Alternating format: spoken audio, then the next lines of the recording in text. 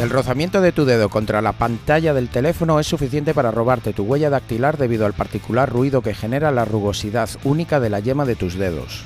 Microsoft destapa las actividades maliciosas que 5 actores de amenazas vinculados a China, Rusia, Irán y Corea del Norte llevaron a cabo en ChatGPT para apoyar sus operaciones ofensivas. Una semana más, un episodio más. Bienvenido a Tierra de Hackers. ¡Comenzamos! Hola y bienvenidos a Tierra de Hackers, tu noticiero de ciberseguridad hecho podcast. Publicamos este episodio el 5 de marzo de 2024. Es el episodio número 120. Yo soy Martín Vigo y está conmigo, pues está Alexis Porros, como siempre. Hola Alexis, ¿qué tal? Buenas, Martín. Estaba pensando que hemos llegado a un número redondo. El podcast número 120. Una decena de episodios o una docena de decena de los mismos. Como quieras ver el vaso, medio lleno o medio vacío. Son unos cuantos y quiero dar las gracias, muchas gracias a todos nuestros oyentes por vuestro apoyo.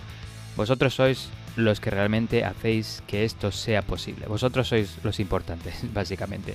Y no me quiero poner muy sentimental, así que sigo adelante y os comento que os podéis conectar con la comunidad de Tierra de Hackers de varias formas. La primera, nos podéis seguir en redes sociales. Nos podéis buscar como Tierra de Hackers o @Tierra de Hackers. Segundo, os podéis suscribir a nuestro podcast, Tierra de Hackers, obvio, en cualquier plataforma de podcast. Google Podcast, que igual pronto deja de existir, Apple Podcasts, Spotify, lo que queráis. Y finalmente, os invitamos a participar en nuestro canal de Discord, al que podéis meteros vía tierradehackers.com/Discord. Estamos grabando este episodio por separado, pero sigue siendo tan interesante como siempre y siempre os traemos dos noticias siempre que podemos. Recordaros que B-Sides Barcelona está ya al pie del cañón. Acabamos de cerrar el Call for Papers. Tenemos más de 70 personas que han enviado investigaciones muy interesantes. No os lo podéis perder. Ya podéis comprar vuestra entrada en bsides.barcelona. Y antes de comenzar, darle las gracias a nuestros mecenas de Patreon y a nuestro sponsor Monad, una empresa que comparte los mismos valores que Tierra de Hackers, hacer la seguridad más accesible y transparente. Nosotros a través de un podcast y Monad con una herramienta de gestión y visualización de telemetría y datos de seguridad, fundada en Silicon Valley y que está buscando ingenieros con experiencia en ciberseguridad para ayudarles a construir y hacer realidad su misión. Contratan en todo el mundo y en remoto, así que ya sabéis, echarle un vistazo a su web, monad.com, y mandarles vuestro currículum a tierradehackers@monad.com. Empezamos ya. La semana pasada me basé en un paper académico para preparar una noticia sobre un ataque devastador contra el DNS. Pues esta semana ha tocado otra vez leerme uno de esos papers con calma y en detalle, porque es bastante técnico. Pero lo que han conseguido los investigadores tras este paper es digno de admirar. Directamente sacado de un argumento de serie cutre que todos nos reiríamos si lo hubiéramos dramatizado ahí. Ya que han conseguido obtener las huellas dactilares de una persona obteniendo el sonido que emite nuestro dedo al deslizarse a través de la pantalla. Elaboro esto porque es difícil de creer. Sabes que nuestra huella dactilar se define por ínfimas rugosidades o surcos en la yema de nuestro dedo que son únicas para cada individuo, ¿no? Ok, pues cualquier otro objeto que no es plano, sino que tiene algún tipo de abrasión o alteración o surcos, al deslizarlo contra una superficie, dado que lo que roza es solo las partes más elevadas o los picos, por así decirlo, pues hace un ruido diferente. Imagínate un tenedor que tiene pues las 3 puntas, ¿no? Si deslizar el tenedor por un plato hace un ruido chirriante, si ahora le cortas 2 de las 3 puntas y haces lo mismo, hará un ruido, pero será diferente, porque el material que roza es menor, es distinto. Pues esta es la lógica detrás del sonido único que hace nuestro dedo cuando lo deslizamos por la pantalla de nuestro móvil. Por ejemplo, cuando desbloqueamos el móvil o ponemos el PIN en teléfonos Android que sueles dibujar un patrón específico. Como nuestra huella dactilar es única, el sonido que produce es único. Esto es la premisa de la que partieron los investigadores de este paper. Pero soy consciente de lo que estáis pensando. Martín, no me cuentes milongas. Muy bien el ejemplo del tenedorcito y tal, pero las alteraciones en la piel que conforman una huella dactilar son microscópicas, por así decirlo. ¿Cómo va a ser perceptible la diferencia de sonido de un dedo a otro? No solo eso, ¿cómo va a ser perceptible hasta el punto de que no solo puedo diferenciar entre dedos diferentes, sino que lo que captan es de tal manera tan precisa que son capaces de recuperar la huella dactilar en sí? Pues sí, mi querido oyente, y además demostrado en condiciones reales, no solo de laboratorio. Bastante acojonante, la verdad. Os cuento. Estos investigadores chinos, como resultado de su investigación, han desarrollado Print Listener, un software capaz de procesar archivos de audio en RAW, digamos en audio puro, sin ningún tipo de codificación, y generar los puntos específicos necesarios para usar Pattern Master Print y generar la huella dactilar final. Me explico porque esto tiene tela. O sea, Print Listener es lo que ellos han desarrollado para pasar de audio a marcas de una huella dactilar. Y luego con eso han aprovechado investigaciones anteriores publicadas por otros académicos que conseguían recuperar una huella dactilar de datos parciales sobre una huella. Esto es a lo que se refieren con lo de Pattern Master Print. Y es aquí donde tenemos que mencionar un aspecto importante de todo esto, y es que los sistemas de reconocimiento de huella dactilar, que al fin y al cabo es lo que nos interesa aquí, no revisan tu huella dactilar al completo, más bien se fijan en puntos específicos de la huella y si todos concuerdan, pues entonces se asume que la huella es correcta. Es como cuando vas por la calle y ves a un amigo. No hace falta que le mires de arriba abajo, le miras solo a la cara. Y cuando reconoces la cara, asumes que es la persona.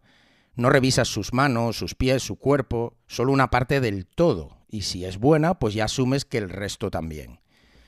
Ok, pues estas partes específicas de la huella que Masterprint reconoce son las que se conocen como de nivel 2 en el mundo de las huellas dactilares. Esto es, terminaciones de cresta, donde una cresta finaliza abruptamente, es decir, esa rugosidad en la piel, bifurcaciones, donde pues la cresta se divide en dos ramas, islas, lo que se conoce como islas, que son pequeñas crestas dentro de una cresta más grande, es decir, si te haces una foto de tu huella dactilar, verás a lo que me refiero. O puntos de cresta, que se conoce como ridge dots, pues son minúsculos puntos focales. Esto sería el reconocimiento de huella dactilar a nivel 2. A nivel 1, que es más básico, es lo que es capaz de construir Print Listener, lo que han desarrollado estos investigadores, a partir de solo el audio, como os decía. Y el nivel 1 incluye la orientación, es decir, se describe el flujo general y la dirección de las crestas, el tipo de patrón, identifica si la huella dactilar muestra un patrón de arco, bucle o espiral, que son los 3 tipos, y los puntos focales, destaca áreas específicas de interés dentro de la huella, ya que hay muchas que son comunes a todos los humanos, como os voy a contar a continuación. Así que resumiendo, estos tíos han conseguido obtener, a partir del ruido del rozamiento de tu dedo, características básicas de tu huella dactilar, el nivel 1. Luego usan otra investigación para obtener características más detalladas de tu huella, el nivel 2. ¿Y cómo hacen todo esto? Pues resulta que todas las huellas dactilares tienen muchas cosas en común entre todos los humanos. Son solo algunas variaciones específicas lo que las hacen únicas. De ahí viene el término de master print. Es así como denominan a huellas que tienen las características comunes que coinciden con muchas personas. Esto, de hecho, esta parte genera un problema a nivel de seguridad, porque si el sistema de lectura de huella dactilar, el sistema, digamos, de seguridad, de autenticación, lo que revisa son los puntos específicos que son comunes entre muchas personas, debilita el sistema de autenticación y podría llegar a confundir una huella de una persona con la de otra. Pero lo relevante aquí es que los investigadores utilizan este master print como base. Una base común a la que puedes empezarle a añadir pequeñas modificaciones para crear huellas únicas y probarlas. Un diccionario de huellas dactilares posibles que puedes utilizar cual ataque de fuerza bruta basado en un diccionario de contraseñas, pero que en este caso no son contraseñas, sino huellas dactilares. Es buenísimo. Sería el equivalente a, con el ejemplo que os daba antes de reconocer a una persona mirándole solo la cara, coges una cara sin ojos, ni boca, ni cejas, ni nada, solo el rostro vacío, que es común a todos los seres humanos, ya que todos tenemos una cara, y ahora coges y empiezas a ponerle unos ojos verdes, y unos ojos marrones, y unos ojos azules, más grandes, más pequeños, ojos asiáticos, y creas un diccionario de millones de caras posibles que luego puedes utilizar contra un sistema de autenticación biométrica basada en reconocimiento facial. Está súper guapo, la verdad, y recordemos que todo esto parte del sonido de la fricción de tu dedo contra la pantalla. Sonido, por cierto, que han captado de aplicaciones que usan el micrófono, pues como Google Meet, Zoom, Discord. No te creas que esto requiere una habitación insonorizada con un micrófono de 1.000 euros. Como decía, hicieron un montón de experimentos con condiciones de uso real. Pero aún nos queda la pregunta, ¿cómo es posible captar sonido tan débil como la fricción de la piel contra la pantalla? Y sobre todo con una nitidez tal que podemos extrapolar características de la huella dactilar. Pues usando mucha matemática y filtros. Matemática que leyendo el paper se me escapa y sería aburrido de explicar aquí, así que os lo dejo en las notas del episodio. Y filtros pues usan algunos como el conocido Minimum Redundancy, Maximum Relevance, que se aplica mucho en Machine Learning y que se utiliza mucho en los campos de la biomedicina para encontrar patrones con importancia en base a unas características, pero con poca redundancia para que sean fácilmente distinguibles. También teniendo en cuenta que los investigadores dicen que los gestos de pasar el dedo por la pantalla mientras estás pues, en una llamada o así, que estás revisando otras aplicaciones, suele durar entre 0.2 y 0.8 segundos, tienes que poder detectar fielmente el inicio y el final del movimiento del dedo. Esto te permitiría entonces aislar de todo el audio de la conversación ese trocito y ya trabajar sobre él para extraer solo la parte relevante que te ayuda a calcular partes de la huella digital. Lo dicho, una auténtica pasada. Pero hablemos ahora de la eficiencia de este vector de ataque. Si bien no es alto, teniendo en cuenta no solo el procedimiento para explotarlo, sino el impacto, yo creo que es más que significativo. Consiguen recuperar parcialmente una de 4 huellas y, atención, recuperan completamente una huella a partir del sonido un 10% de las veces, es decir, una de cada 10.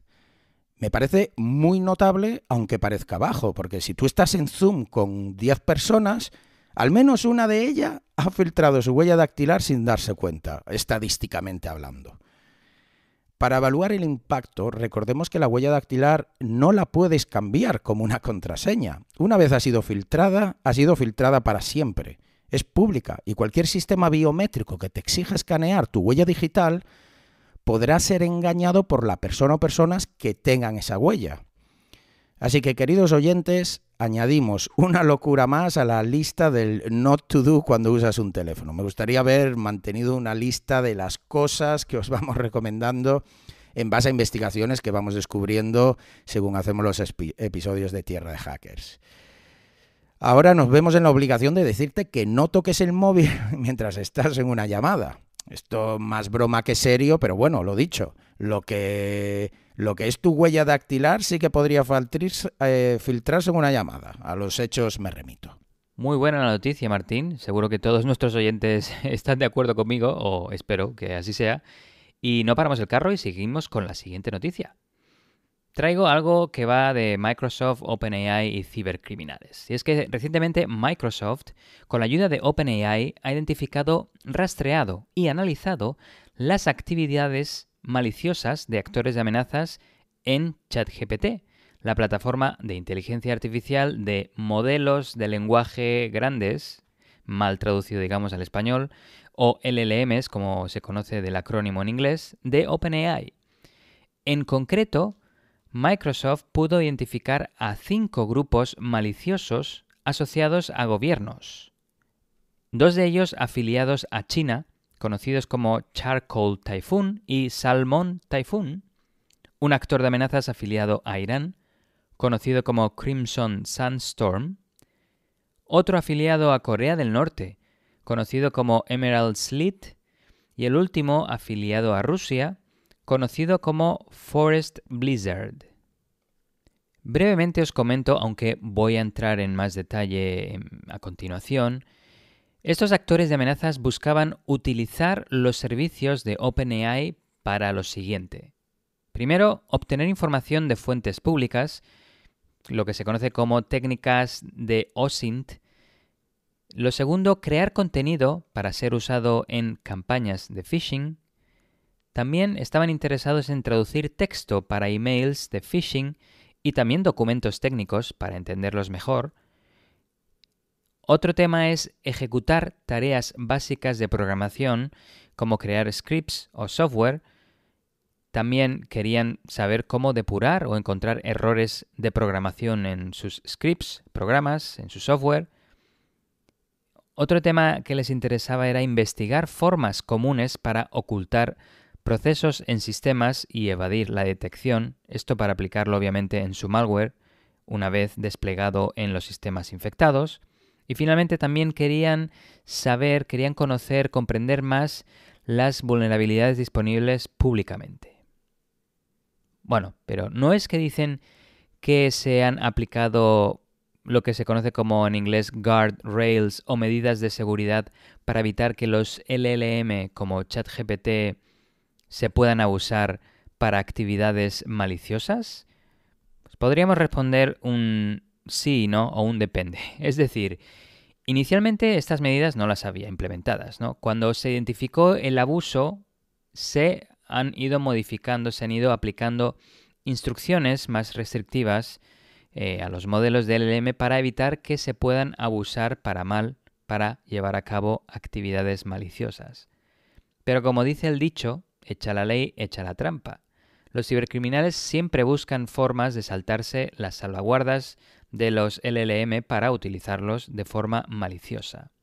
Sin embargo, en uno de los intentos, en una de las peticiones de uno de los grupos de amenazas, ChatGPT se negó a responder. Así que punto para OpenAI. Luego os lo comento más en detalle. Aunque no cantemos victoria tan pronto, porque ya en el episodio 83, de Tierra de Hackers obviamente, os comentamos el tema de prompt injection de LLMs, que es un ataque que permite a usuarios de LLMs saltarse las salvaguardas impuestas por diseño a estos LLMs de formas muy creativas. Por ejemplo, una es diciéndole al LLM que olvide sus instrucciones iniciales, sus instrucciones originales y que siga tus órdenes. Otra forma es utilizando ingeniería social contra el propio LLM, engañándolo y haciéndolo creer que no es un LLM y que no tiene restricciones, o incluso enviando la petición o el prompt en forma de código de un lenguaje de programación, como por ejemplo Python. Pero como juego de gato y ratón, las empresas detectan los abusos y mejoran el sistema, haciéndolos más seguros. Y esos 3 ejemplos que os he puesto, os he refrescado del episodio 83, se remontan a principios del año pasado y mucho ha llovido desde entonces, ¿no? Una técnica, una de las más recientes de prompt injection que se ha publicado hace una semana, es una que se llama Art Prompt y que utiliza el ASCII Art para saltarse las salvaguardas de los LLMs. ASCII Art es una forma de crear imágenes con texto, es decir, que si quieres, por ejemplo, dibujar a la Mona Lisa en un documento de texto, en un TXT, lo puedes hacer con ASCII Art utilizando simplemente letras, sin tener que pintarla, digamos, sin tener que utilizar colores de forma digital, ¿no? Pues unos investigadores de seguridad han utilizado el mismo principio para saltarse las salvaguardas de 5 LLMs, GPT 3.5, GPT 4, Gemini de Google, Claude de Anthropic y Llama 2 de Meta, y que respondan a peticiones similares, ofensivas, como cómo crear una bomba, a las que de forma general, con las instrucciones, con las salvaguardas que tienen a día de hoy, no deberían responder. Así que esta es otra forma de esas de prompt injection muy creativa, la verdad. En cualquier caso, volviendo a la noticia, Microsoft dice que las actividades de estos cibercriminales son consistentes con pruebas de seguridad anteriores realizadas por su equipo de Red Team externo. Si os acordáis, alguna vez lo hemos comentado en otros episodios, un Red Team viene de conceptos militares, el equipo rojo, el equipo ofensivo, que intenta determinar si hay debilidades en los sistemas tecnológicos o incluso los procesos de una empresa o un sistema. Pues en este caso, Microsoft lo que quería saber es si OpenAI, ChatGPT, GPT en concreto GPT-4, se podía utilizar, se podía abusar de forma maliciosa para operaciones ofensivas. Las pruebas concluyeron que GPT-4 no ofrece una ventaja sobre las herramientas ya disponibles públicamente, incluso comparando a GPT-4 con herramientas sin tecnología de LLM. Dos conclusiones muy directas fueron las siguientes. GPT-4 no pudo descubrir vulnerabilidades mejor que las herramientas ya existentes y GPT-4 no mostró una mejora significativa en la explotación de vulnerabilidades. Es decir, que GPT-4 no sirve ni para encontrar nuevas vulnerabilidades ni para crear el exploit que materializa, que abusa de dicha vulnerabilidad. En definitiva, Microsoft concluyó que GPT-4 no representa una revolución en el ámbito de la ciberdelincuencia, o eso dicen. Voy a entrar en el análisis de estos grupos de amenazas y os voy a comentar los detalles de cada uno de ellos, de los 5 actores de amenazas que Microsoft identificó. Para cada uno de ellos, primero voy a empezar con una breve descripción del grupo cibercriminal para ponerlo en contexto y luego voy a pasar a comentar las actividades que realizaron en ChatGPT y finalmente alguna conclusión interesante cuando sea aplicable para el caso en el que me centro. Pues nada, vamos con la lista de los 5. El primero es Emerald Slit, también conocido como Thallium. Este grupo es un actor de amenazas asociado con el gobierno de Corea del Norte, muy activo a lo largo del año pasado. Sus operaciones recientes se basan en correos electrónicos de phishing para comprometer y recopilar inteligencia de personas prominentes con experiencia en Corea del Norte. Microsoft observó a Emerald Slit haciéndose pasar por instituciones académicas y ONGs de renombre para atraer a sus víctimas a que respondieran con conocimientos y comentarios expertos sobre las políticas exteriores relacionadas con Corea del Norte. Es decir, este grupo lo que quería es saber realmente si el objetivo o víctima al que se estaban enfocando era realmente un experto en Corea del Norte o no, para luego, digamos, determinar qué hacer con ellos, ¿no? Si infectar sus sistemas o qué querían hacer con ellos. Este actor de amenazas, Emerald Slit, se superpone con actores de amenazas rastreados por otros investigadores como Kim Soo-ki y Velvet Kolima. En concreto, este actor de amenazas utilizó ChatGPT para lo siguiente.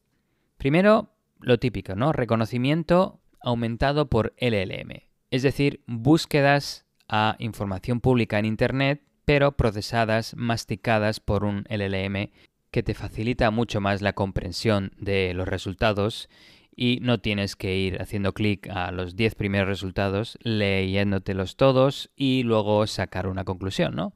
Pues querían utilizar esta funcionalidad aumentada de, digamos, resumen de información pública en Internet para identificar grupos de expertos en Corea del Norte que se centren en cuestiones de defensa o del programa de armas nucleares de Corea del Norte.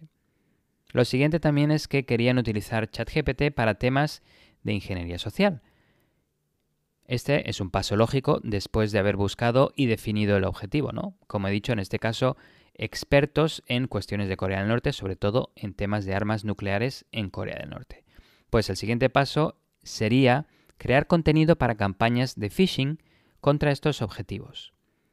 Y el siguiente paso, o al menos la siguiente actividad, el siguiente interés que este grupo tuvo en base a sus actividades en ChatGPT fue comprender mejor vulnerabilidades públicas y en concreto Microsoft comenta que intentaron entender mejor la vulnerabilidad conocida como Follina, que afecta a la herramienta de diagnóstico de soporte de Microsoft, MSDT, y que en su momento fue muy conocida y tuvo mucho impacto en organizaciones a las que le faltaba el parche y que estaban afectadas, ¿no? Finalmente, también este grupo utilizó ChatGPT para obtener ayuda en sus técnicas de scripting para crear scripts y programas. En concreto, querían saber cómo identificar ciertos eventos de usuario en sistemas. También querían saber cómo solucionar problemas de scripting en sus propios scripts. Supongo que tendrían problemas en el desarrollo de sus scripts si algo les fallaba. Y también querían comprender diversas tecnologías web. Esto un poquito se queda en el aire en algunos temas de interés de este grupo de amenazas. No solo este grupo, sino algunos otros que voy a comentar a posteriori, porque Microsoft no da todos los detalles. Por ejemplo, comprender diversas tecnologías web. Ok, pero ¿cuáles? No lo comenta en concreto. En algunos casos, como su interés por comprender mejor vulnerabilidades públicas, sí que comenta Microsoft esta de Follina, que me parece interesante porque está relacionada con Microsoft en sí mismo. Así que, bueno, no sé si quieren también hacer un poco de publicidad a ellos mismos dentro de la propia noticia. Pero ese es el tema, no se tienen todos los detalles, aunque sí hay información interesante y por eso la hemos traído al podcast. Pasamos al segundo grupo de amenazas. Conocido como Crimson Sandstorm, o también Curium, este es un actor de amenazas iraní que se considera relacionado con el cuerpo de la Guardia Revolucionaria Islámica, el IRGC. Activo desde al menos 2017, Crimson Sandstorm se ha dirigido a múltiples sectores, incluidos la defensa, el transporte terrestre y marítimo, la atención médica, como hospitales y similares, y la tecnología. Estas operaciones con frecuencia se han enfocado en distribuir malware.net personalizado basándose en watering hole attacks o, en español, ataques de abrevadero, combinados con ingeniería social. Os voy a comentar brevemente esto de los ataques de abrevadero o los watering hole attacks por si, quedan dudas. Y me parece interesante, porque es algo que no sé si hemos explicado muchas veces. Imaginaos que estáis cruzando un desierto y hace 2 días que os habéis quedado sin agua en la cantimplora. Estáis sedientos y buscando algo que beber. De repente os encontráis con un oasis con agua cristalina. Sin pensarlo 2 veces, os acercáis y bebéis, sin saber que el agua ha sido envenenada por un enemigo. Demasiado tarde, amigo. Es game over. Se acabó el juego. Ese escenario, lo mismo, se puede aplicar a temas de ciberespacio. Un ataque de abrevadero funciona de manera similar. Un atacante busca envenenar, digámoslo entre comillas, un recurso digital que la víctima confía y usa. En el caso de la analogía del desierto y el oasis, es el agua. Y en el caso del mundo ciberdigital, tenemos varios ejemplos, ¿no? Uno serían los sitios web que visitamos cada día. Un atacante podría inyectar código malicioso en un sitio web legítimo que la víctima visita cada día o a menudo. Cuando la víctima visita el sitio web, el código malicioso se ejecuta en el dispositivo de la víctima y lo infecta con malware. Otro ejemplo son los archivos adjuntos infectados enviados vía email. Un atacante puede enviar un correo electrónico de phishing a la víctima, impersonando a alguien o con algún tema interesante, e incluyendo un archivo adjunto infectado. Cuando la víctima abre el archivo adjunto, el malware se ejecuta en su dispositivo, tomando control del sistema. En este caso, la víctima confía y usa el correo electrónico y probablemente abra emails de compañeros de trabajo sin pensarlo 2 veces.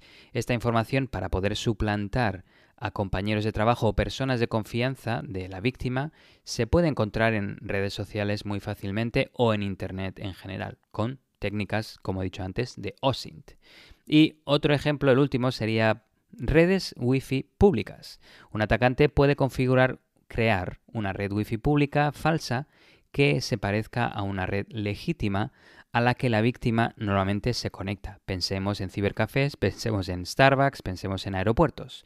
El atacante puede interceptar el tráfico de Internet que la víctima envía después de haberse conectado a la red Wi-Fi maliciosa, y de esta forma el atacante puede robar sus datos.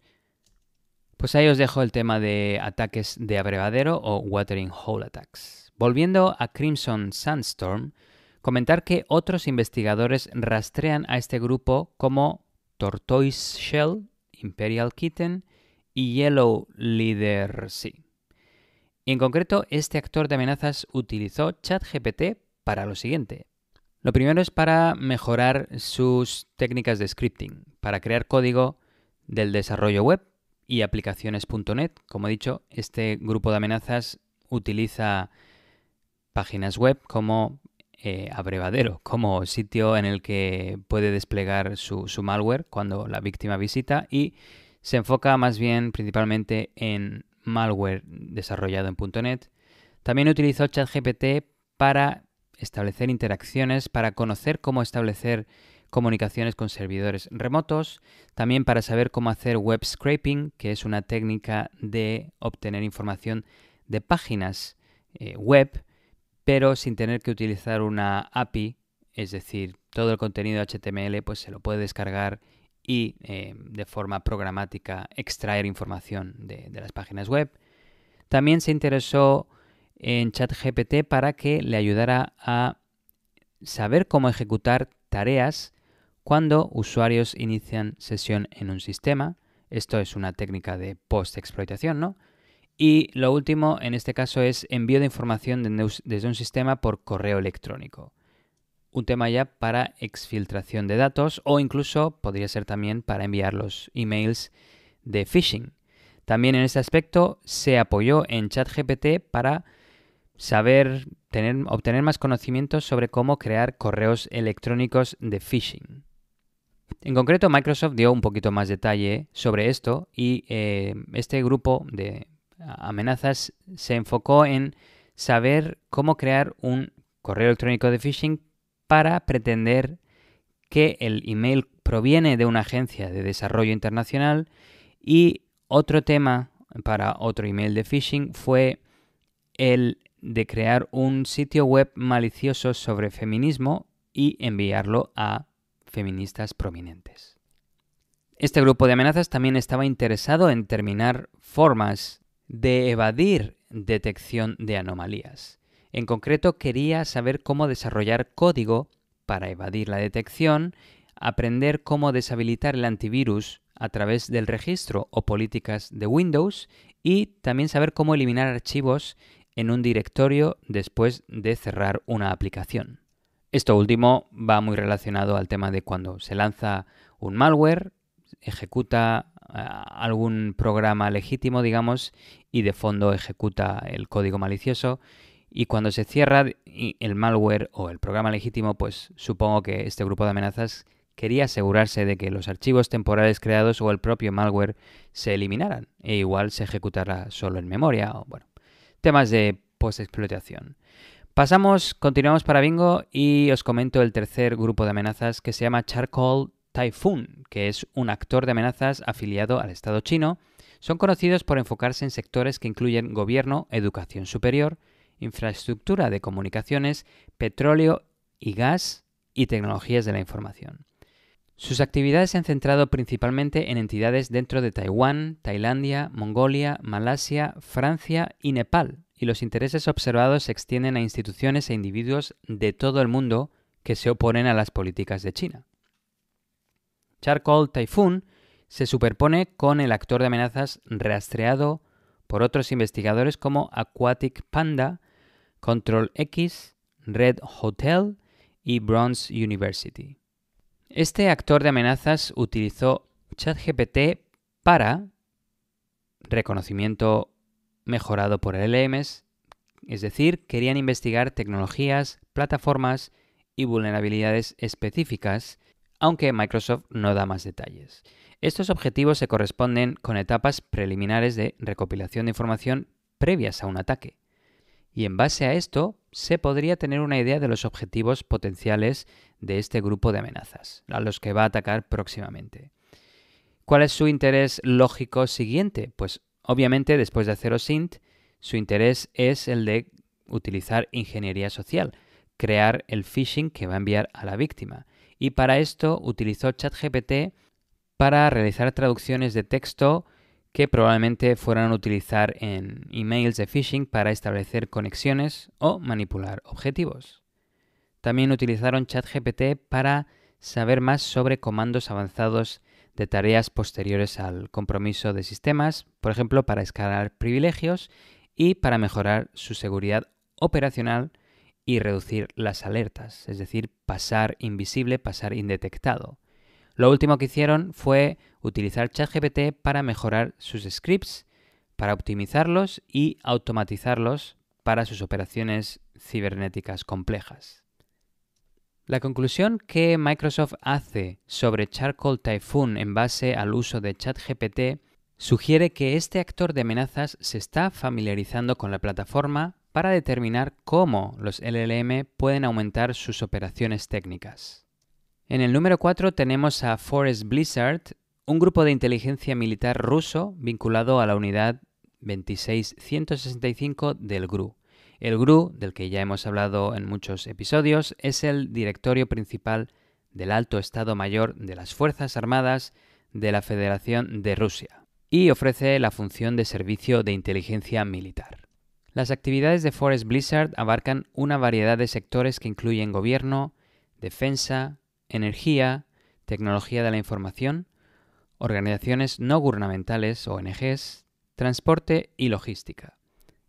Este grupo ha sido extremadamente activo, atacando organizaciones en y relacionadas con la guerra de Rusia en Ucrania durante todo el conflicto, apoyando la política exterior y los objetivos militares de Rusia tanto en Ucrania como en el resto del mundo.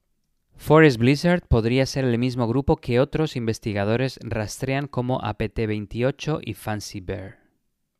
Este actor de amenazas utilizó ChatGPT para lo siguiente. Lo primero, como muchos otros actores de amenazas que acabo de comentar, utilizó ChatGPT para optimizar sus búsquedas de información pública online, para sus búsquedas de OSINT. En concreto, quería entender con mayor detalle protocolos de comunicación por satélite y tecnologías de imágenes de radar.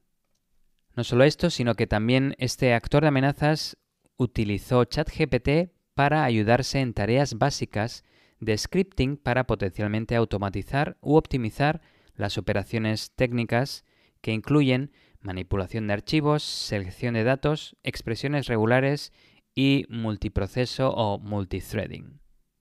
Microsoft determinó que el uso de ChatGPT por parte de Forest Blizzard es un caso representativo de un adversario que explora casos de uso de una nueva tecnología, los LLMs, es decir, es nuevo en este mundo. Y el último, en quinto lugar, tenemos a Salmon Typhoon, un actor de amenazas afiliado al Estado chino también, con más de una década de operaciones y con un historial de atacar a contratistas de defensa, agencias gubernamentales y entidades de Estados Unidos dentro del sector de tecnología criptográfica. Este actor de amenazas ha demostrado sus capacidades mediante la implementación de malware personalizado para mantener el acceso remoto a los sistemas comprometidos. Salmon Typhoon se superpone con el actor de amenazas rastreado por otros investigadores como APT-4 y Maverick Panda. Este actor de amenazas utilizó ChatGPT para lo siguiente. Como con otros actores de amenazas, utilizó ChatGPT para obtener más información sobre agencias de inteligencias globales, temas de interés estratégico como influencia de Estados Unidos, personas notables y de alto perfil, temas de preocupación nacional y geopolítica regional, cuestiones de ciberseguridad y diversos actores de amenazas. Parece que también le interesaba saber otros actores de amenazas, competidores o incluso ellos mismos, a ver qué sabe ChatGPT de ellos mismos. También utilizó ChatGPT para traducir términos informáticos y artículos técnicos. Otro interés de este actor de amenazas por el uso de ChatGPT fue el obtener más conocimientos sobre tácticas de ocultación dentro de sistemas operativos. Y finalmente también utilizaron ChatGPT para mejorar sus técnicas de scripting. En concreto, querían identificar y resolver errores de programación y también desarrollar código con posibles intenciones maliciosas, es decir, malware. Lo curioso es que, según Microsoft, en este caso, ChatGPT cumplió con las salvaguardas y reglas éticas definidas en el modelo y se negó a responder con la información requerida. Probablemente los cibercriminales querían pedirle a ChatGPT que le proporcionara código para algún tipo de malware y ChatGPT se negó. Las actividades exploratorias de Salmon Typhoon apuntan a que este actor de amenazas está experimentando con un nuevo ámbito tecnológico, los LLMs, y que está evaluando la efectividad de los mismos para sus operaciones ofensivas. Vamos a comentar algunas conclusiones. En primer lugar, comentaría que los actores de amenazas, especialmente los que están asociados con gobiernos, los de esta noticia al menos, estos 5, son como cualquier otra persona. Necesitan utilizar herramientas online y muchas veces tienen problemas programando como cualquier usuario. En su caso, malware, y en caso de personas normales, programas que tienen una intención no maliciosa. Otro tema es que Microsoft determinó que el uso de ChatGPT por parte de 3 actores de amenazas de los 5, en concreto Forest Blizzard, asociado con Rusia, Salmon Typhoon, asociado con China, e incluso Charcoal Typhoon, asociado también con China, se corresponde con un uso de un usuario nuevo que explora casos de uso de una nueva tecnología. Es decir, todos estos grupos de amenazas, estos 3, parecen ser nuevos en el mundo de los LLMs. Entonces, ¿podríamos pensar que los actores de amenazas llegan tarde al juego de los LLMs? Pues se podría decir que sí, que van algo tarde si es la primera vez que realmente usan los LLMs casi 1 año y medio después de que se lanzara inicialmente ChatGPT. Aunque bueno, solo sabemos lo que Microsoft ha podido detectar.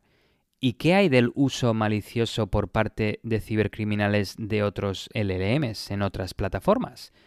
¿Sabemos si otras plataformas que ofrecen servicios de LLM como Hugging Face, Perplexity AI o incluso Find.com han identificado actividades maliciosas de actores de amenazas?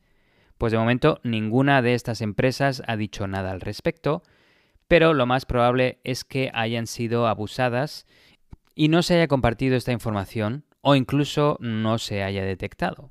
Muy pocas empresas de LLM que ofrecen servicios de LLM tienen equipos de inteligencia de amenazas o equipos de seguridad tan grandes como Microsoft o tan eficientes, o si es que los tienen, ¿verdad? Así que ahí queda la incógnita. También tenemos el tema de la Dark Web. De todas formas, debe de haber alguna plataforma de LLMs disponible online en la Dark Web que cibercriminales más avanzados deben de estar utilizando. Pues sí que las hay. En concreto, se venden modelos llamados Fraud GPT o Fraude GPT y Worm GPT o Gusano GPT en la Dark Web por un coste mensual de $200 o un coste anual de $1.700. A finales de julio del año pasado se confirmaban 3.000 compras de Fraud GPT. De todas formas, estos modelos se basan en el modelo GPT-J de OpenAI, que es open source, pero que es muchas órdenes de magnitud peor que GPT-3, aunque para lo que se quiere en concreto, que es temas ofensivos de ciberseguridad, igual tiene mejor rendimiento que ChatGPT. Y otra pregunta es, ¿qué hay de actores de amenazas que utilizan sus propios modelos privados de forma local en sus propios sistemas? Con esto me refiero a cibercriminales que tienen conocimiento de creación o incluso entrenamiento de modelos de LLM específicos y que los crean para su propio beneficio. Obviamente no hay forma de que Microsoft ni empresas que publican sus LLMs puedan rastrear estas actividades privadas, pero viendo que hay algunos actores de amenazas que utilizan las versiones públicas de LLM, es casi seguro que debe de haber otros actores de amenazas más avanzados que utilicen sus propios modelos privados y que no sepamos nada de ello de forma pública. Igual pronto vemos un documento filtrado como el del procedimiento de operaciones de ransomware del grupo Conti, en el que se indique cómo instalar y utilizar modelos de LLM privados de forma local para las operaciones ofensivas de actores de amenazas afiliados con gobiernos. O no solo eso, no solo instalar y utilizar, sino cómo crear cómo entrenar, cómo hacer el tuning a tu propio modelo de LLM para tus operaciones ofensivas. Habiendo explicado todo esto, Microsoft comenta que va a continuar rastreando a los actores de amenazas que hacen un mal uso de los LLMs con objetivos maliciosos y trabajará con OpenAI y otras organizaciones para compartir inteligencia, mejorar las protecciones para sus clientes y ayudar a la comunidad de seguridad en general.